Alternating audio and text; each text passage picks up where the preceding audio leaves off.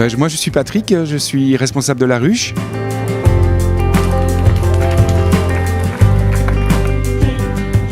Je programme les compagnies et puis j'imagine la thématique en ayant vu des spectacles. Enfin, la thématique vient après avoir vu des spectacles et ça fait un groupe, un univers, ça crée un univers. Et puis je travaille avec une grande équipe et donc beaucoup de décorateurs et c'est très très bien comme ça. Alors la ruche, qu'on comprenne bien, c'est si on veut voir tout ce qui est cirque ou artistes de rue, c'est ici qu'il faut venir, c'est à la ruche. Exactement. Ici, c'est les arts urbains, forains et circassiens. Et c'est un mélange. Et puis cette année, on est sur Burlesco, del poetico al cacofonico, donc ça veut un peu tout dire. Et on va voir, par rapport au burlesque, plein de directions différentes. On va être dans un burlesque de cirque, on va être dans un burlesque un peu plus Chaplin, Buster Keaton, on va être dans quelque chose de plus Tati. Voilà, c'est un espèce de mélange comme ça. Et ces artistes, vous êtes allés les chercher ici chez nous en Suisse, mais aussi en France et en Italie ? Alors oui, mais en fait, j'ai pas été en Italie pour les trouver. Non.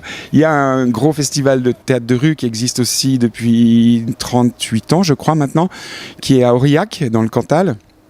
Et puis ça fait, moi j'y suis allé depuis la 3e édition, donc c'est là-bas en fait il y a à peu près 600 compagnies qui jouent, dont le Off et une vingtaine dans le In, donc c'est là-bas que je vais épuiser sur 3 jours les compagnies qui viennent ici. Combien de spectacles on peut retrouver pour cette 43e édition à peu près ? Alors on en a 9 sur le site de la ruche et puis on a 7 compagnies qui tournent sur le terrain. Est-ce qu'on a un ou deux coups de cœur pour cette année quand même ? Qu'est-ce qu'il ne faut pas louper selon vous ? Alors, moi j'ai une chance énorme, c'est que comme je n'engage que 18 compagnies à peu près, je peux prendre que des coups de cœur, parce qu'il y en a plein. Donc j'ai plein de coups de cœur, mais je vais mettre un focus sur Titanos, compagnie de forains qui construisent des manèges à la base, et puis qui là ont monté un spectacle avec une roue, et c'est pour moi celui qui est le plus complet, parce qu'il est politiquement incorrect, puisqu'il défend la sidérurgie lorraine. Ils ont tous dû fermer, donc il y a un espèce de combat de cette région-là.